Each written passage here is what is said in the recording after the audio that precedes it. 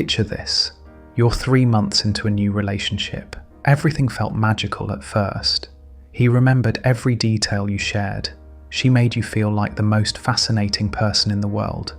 They promised you everything you'd ever wanted to hear.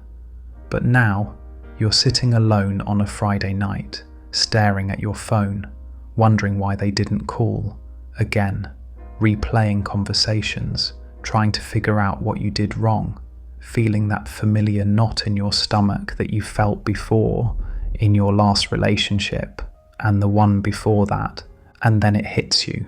The sickening realization that you're here again, with someone who makes you feel small, someone who takes more than they give, someone who, if you're being honest with yourself, reminds you of every other person who's broken your heart. You're not crazy, you're not weak, and you're definitely not alone. There's a pattern here, and understanding it might be the most important thing you do for yourself this year. Here's what you need to know. Falling for narcissists isn't about bad luck. It's not about making poor choices. It's about something much deeper. Something that usually started long before you ever met them. Let's start with Emma's case. Emma is 34, intelligent, successful in her career. She came to therapy after her 3rd consecutive relationship with what she called emotionally unavailable men. But as we dug deeper, a more specific pattern emerged. These weren't just unavailable men, they were narcissists. Emma described the same cycle every time. The overwhelming attention at first, the way they made her feel special, chosen, seen. Then the gradual withdrawal, the criticism disguised as concern. The feeling that she was never quite good enough, and through it all, the desperate need to prove her worth, to get back to that magical beginning. When I asked Emma about her childhood, she paused. "It was fine," she said. "My parents weren't abusive or anything." But as she talked, a different picture emerged. Her father was a successful surgeon, admired by everyone. At home, he required constant admiration. Her mother managed his moods, kept the house perfect, made sure nothing disrupted his comfort. And Emma learned early that love meant managing someone else's ego. This is what psychologists call a recognition response. Emma wasn't attracted to narcissists because she enjoyed the pain. She was attracted to them because they felt familiar. Her nervous system recognized the pattern, the conditional approval, the need to earn love, the subtle message that your value depends on how well you serve someone else's needs. Carl Rogers, one of the founders of humanistic psychology, called this conditional positive regard. Children, Rogers argued, need unconditional love to develop healthy self-worth. But when love comes with conditions, when approval must be earned, children internalize a devastating message. I am only valuable when I make others happy. Emma learned this lesson in 1,000 subtle ways. The way her father's mood could shift the entire household's atmosphere. The pride on her mother's face when Emma brought home perfect grades, not because learning mattered, but because it reflected well on the family. The unspoken rule that her own needs came last. By the time Emma was an adult, she couldn't recognize healthy love. When someone was consistently kind, respectful, and emotionally available, it felt boring, wrong somehow, like wearing shoes that don't fit. But when someone alternated between adoration and criticism, when she had to work for their approval, when their mood determined her worth, that felt like home. Consider Marcus's case. Marcus, 41, had a different childhood pattern, but ended up in the same place. His mother struggled with depression and parentified him from age 7. He became her emotional support, her confidant, the person responsible for her happiness. She would tell him he was her little man, the only one who understood her. Marcus learned that love meant being needed, that his value came from fixing someone else's pain, that boundaries were selfish, that taking care of himself meant abandoning the people who needed him. As an adult, Marcus gravitated toward partners who needed saving, women with drama, chaos, instability. And often, these were women with narcissistic traits who saw his caretaking nature as something to exploit. They would create crises that only he could solve. They would make him feel special for understanding them in ways no one else could. And when he tried to set boundaries or focus on his own needs, they would accuse him of abandoning them. Marcus was addicted to being needed. And narcissists are experts at identifying and exploiting that need. The psychology here is important. Attachment theory, developed by John Bowlby and Mary Ainsworth, shows us that our early relationships create templates for all future relationships. When those early relationships involve conditional love, emotional manipulation, or parentification, we develop what's called an anxious attachment style. People with anxious attachment styles are particularly vulnerable to narcissists. Why? Because narcissists create the exact pattern that feels familiar: intermittent reinforcement. Sometimes they're loving and attentive, sometimes they're cold and critical. This unpredictability doesn't repel anxiously attached people, it hooks them, because unpredictable love was the first kind of love they knew. B.F. Skinner's research on behavioral conditioning helps explain why this pattern is so powerful. Skinner found that intermittent reinforcement, where rewards come unpredictably, creates the strongest behavioral responses. It's why gambling is addictive, why you keep checking your phone, and why inconsistent love is more addictive than no love at all. When a narcissist love bombs you at the beginning, then gradually withdraws that attention, your brain responds. Like a rat in Skinner's box, you keep pressing the lever, hoping for the reward you got before. Each small moment of warmth feels like hitting the jackpot. Each criticism makes you try harder to get back to that initial high. You're not weak for falling into this pattern. Your brain is doing exactly what it was trained to do. Let's talk about why it's so hard to leave, even when you know you should. Even when your friends are begging you to walk away. Even when you can see, objectively, that this relationship is destroying you. Sarah, 29, described it perfectly. "I know he's bad for me," she said. "I can list all the ways he hurts me, but when I think about leaving, I feel this panic, like I'm abandoning him, like I'm the bad person. And then he'll do something sweet, send me flowers or apologize. And I think maybe I was wrong about him. Maybe I'm the problem."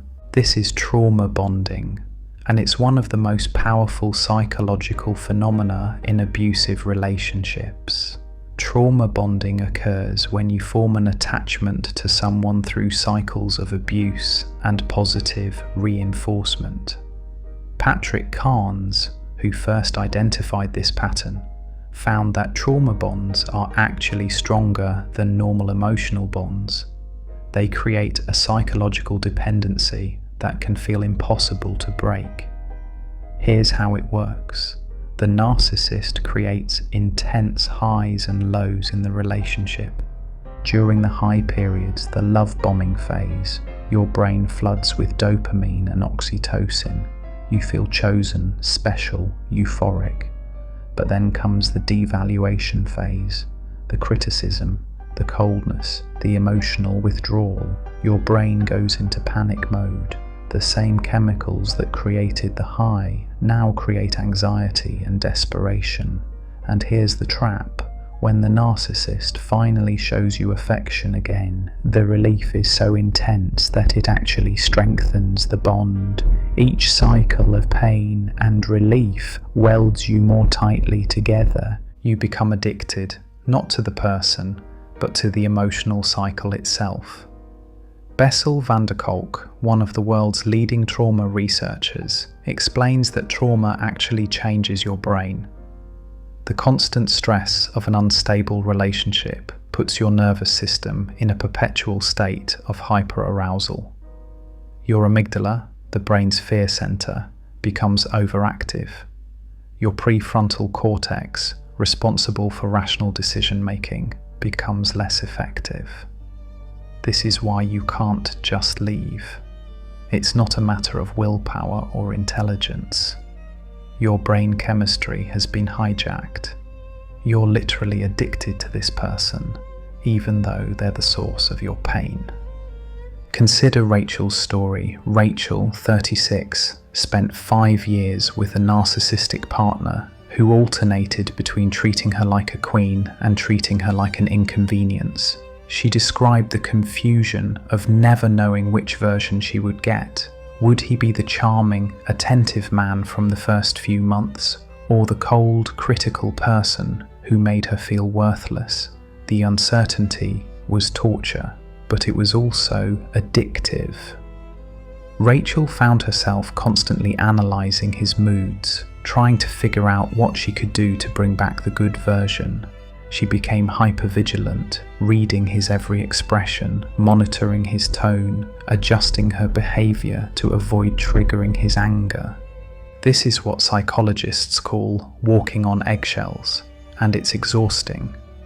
But it also creates a distorted sense of control. If you can just figure out the right combination of behaviours, if you can just be good enough, loving enough, understanding enough, then you can make them love you the way you need. Except you can't, because the problem isn't you. It never was. Narcissists need to maintain power in relationships. They do this through a pattern called idealize, devalue, discard. First, they put you on a pedestal. You're perfect, special, everything they've ever wanted. This is the idealization phase, and it's intoxicating. Then, gradually, they start to devalue you. Nothing you do is quite right. They compare you unfavorably to others. They withdraw affection and attention. They make you feel like you're losing your mind. This creates something called cognitive dissonance, a concept developed by Leon Festinger. Your brain holds two contradictory beliefs. This person said they loved me, and this person is treating me terribly. The psychological discomfort of holding both beliefs simultaneously is so painful that your brain will do anything to resolve it. And here's where it gets insidious. It's easier to blame yourself than to accept that the person you love might not be who you thought they were. So you tell yourself stories. Maybe I'm too sensitive, maybe I'm overreacting, maybe I need to try harder, maybe I'm the problem. This is exactly what the narcissist wants you to think, because as long as you're focused on fixing yourself, you won't leave. As long as you believe the problem is your inadequacy rather than their abuse, they maintain control. David, 47, described this perfectly. He spent 10 years with a narcissistic wife who systematically destroyed his confidence. She criticized his appearance, his career, his friends, his hobbies. She made him feel like he was lucky she stayed with him, and David believed it.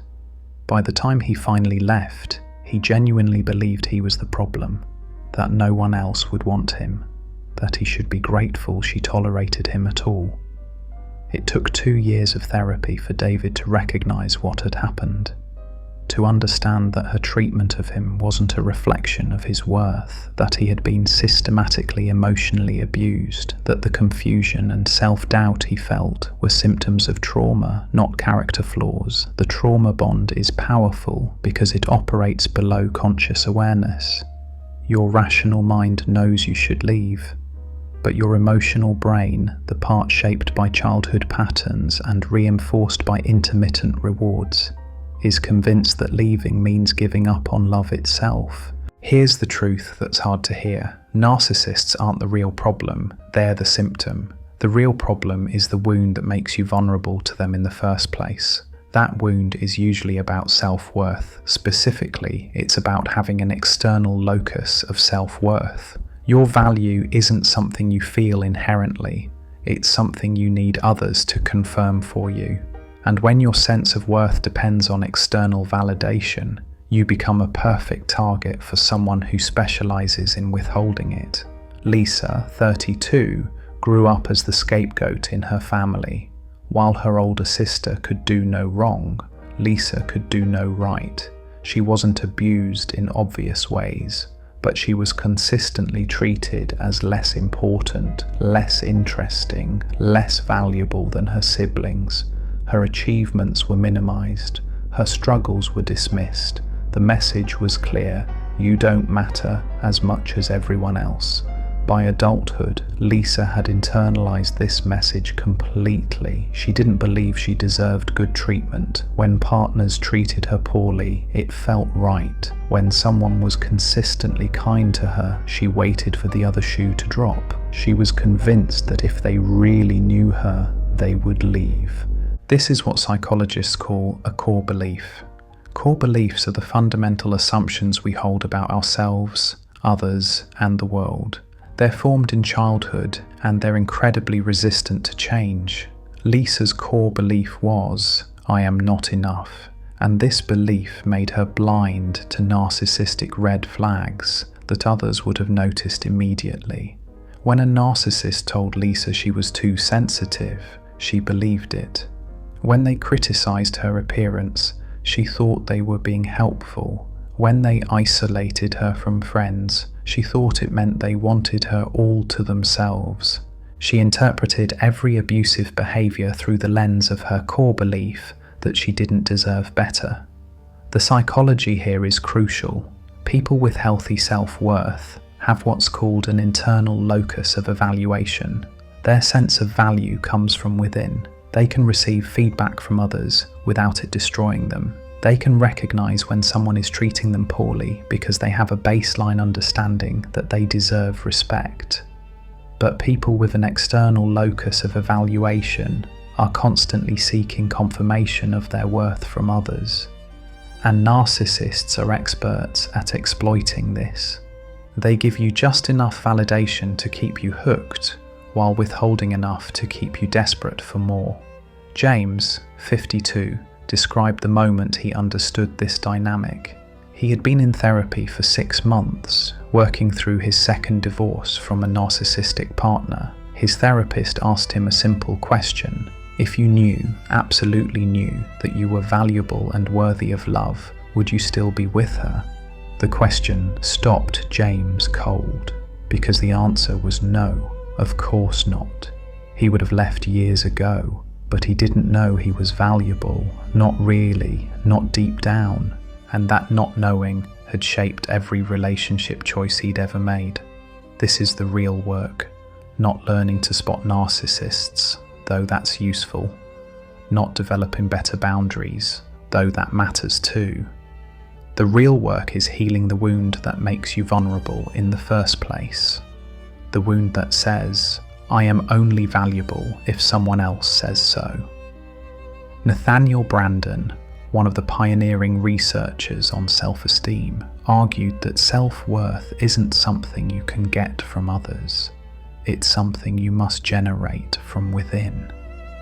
He identified 6 pillars of self-esteem: living consciously, self-acceptance, self-responsibility, self-assertiveness, living purposefully, and personal integrity.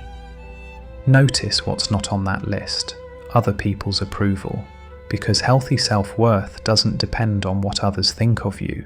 It depends on how you treat yourself, whether you honor your own needs, whether you act in alignment with your values, whether you respect your own boundaries. This is what makes you immune to narcissists, not intelligence, not awareness, but a solid, unshakable sense of your own worth that doesn't require external confirmation. When you know you're valuable, you won't tolerate being treated as if you're not. When you love yourself, you won't accept scraps of affection from someone who can't truly love anyone. Breaking the pattern of falling for narcissists isn't about learning to spot red flags, though that helps. It's about changing the internal patterns that make you vulnerable. It's about healing the wound that narcissists exploit. Emma, who we met earlier, spent 2 years in therapy working on this. She didn't focus on understanding narcissists. She focused on understanding herself, on recognizing when she was operating from her childhood template of conditional worth, on building what her therapist called a secure internal base. The work wasn't dramatic, it was small, daily choices. Noticing when she automatically apologized for things that weren't her fault. Recognizing when she was people-pleasing instead of expressing her real preferences. Catching herself when she started monitoring someone else's mood instead of checking in with her own feelings. She practiced saying no. Just simple, straightforward no. Not, I'm sorry but I can't, because just no. It felt wrong at first, selfish, mean. But gradually it started to feel like self-respect. She dated someone new, a kind, consistent man who didn't create drama or make her work for his affection, and she hated it. Her nervous system screamed that something was wrong, boring, she told herself, no chemistry. But with her therapist's help, she recognized what was really happening. This felt wrong because it wasn't familiar. Her body was so used to chaos that stability felt like danger. So she stayed, not because she was forcing herself to be with someone she didn't like, but because she was learning to tolerate a new feeling, the feeling of being treated well, of not having to earn love, of being enough exactly as she was. Marcus learned a different but related lesson. He had to stop rescuing people. This was harder than it sounds because rescuing had been his identity for so long. Who was he if he wasn't the person who helped? Who would want him if he wasn't useful? He practiced letting people handle their own problems, sitting with the discomfort when someone was upset and not immediately trying to fix it, recognizing that other people's emotions weren't his responsibility, that he could be caring without being a caretaker. That love didn't mean sacrifice. For Rachel, the work was about learning to trust herself again. Years of gaslighting had taught her to doubt her own perceptions. She would feel hurt by something, then talk herself out of it. She would notice problematic behavior, then convince herself she was overreacting. She started keeping a journal, writing down what happened, what was said, how she felt. Not to build a case against anyone, but to create a record she could trust when someone tried to rewrite history. To have evidence when her brain tried to convince her she was crazy.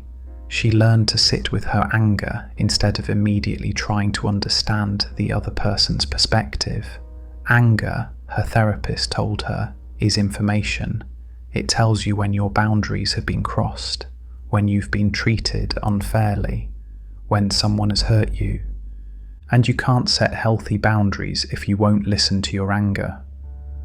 The common thread in all these stories is this. Healing means developing a relationship with yourself that's stronger than your need for external validation. It means building an internal sense of worth that can't be shaken by someone else's opinion. It means learning to prioritize your own needs without guilt or apology. This doesn't happen overnight. It's not a switch you flip or a realization you have. It's thousands of small choices, repeated daily, until new patterns replace old ones, until healthy love starts to feel normal, until you can spot manipulation and walk away without questioning yourself. And here's what happens when you do this work. Narcissists lose their power over you, not because you become immune to their tactics, but because you recognize them for what they are. You see the love bombing and think, this is too much too soon, instead of, finally, someone who gets me. You notice the criticism and think, this person is trying to make me feel small, instead of, they're right, I need to improve. You become boring to narcissists because you won't play the game anymore, you won't chase, you won't beg for crumbs of affection, you won't tolerate disrespect. And narcissists need those things. They need someone who will accept mistreatment, who will blame themselves, who will keep trying to earn love that will never be freely given. When you know your worth, you become incompatible with narcissists, not because you've learned to spot them, but because you've learned to spot yourself, to recognize your own value, to protect your own peace, to choose yourself, even when it's hard. If you're watching this and recognizing yourself, I want you to know something. You're not damaged, you're not broken, you're not weak or stupid or cursed with bad luck in love. You learned patterns in childhood that made sense in that environment. You developed strategies for getting your needs met in a world where love felt conditional, and those strategies worked in their way. They kept you safe, they helped you survive. But survival strategies don't always translate into thriving strategies. What protected you as a child might be hurting you as an adult, and recognizing that isn't a failure, it's the beginning of freedom. The pattern of falling for narcissists isn't about them, it's about the unhealed parts of you that still believe love must be earned, that still equate intensity with intimacy, that still confuse anxiety with attraction. Those parts can heal, but only when you stop focusing on avoiding narcissists and start focusing on loving yourself. This is the work, not learning to spot red flags, not becoming hypervigilant about potential partners, but building a relationship with yourself so solid, so unshakable, that anyone who can't truly love you simply won't fit into your life anymore. You'll know you're healing when boring starts to feel peaceful instead of wrong, when consistency feels like love instead of a trap, when someone's kindness doesn't make you suspicious or anxious, when you can receive without automatically feeling you owe something in return. You'll know you're healing when you can walk away from someone without needing them to validate your decision. When you trust your own perceptions more than someone else's explanations. When you stop waiting for potential and start appreciating presence. The pattern can be broken, not because you become perfect or because you never make mistakes, but because you develop the ability to recognize when something doesn't feel right and the courage to honor that feeling, because you build a life you don't need to escape from, because you finally understand that you were never the problem. You were just looking for love in places where love couldn't exist, and now you know where to look.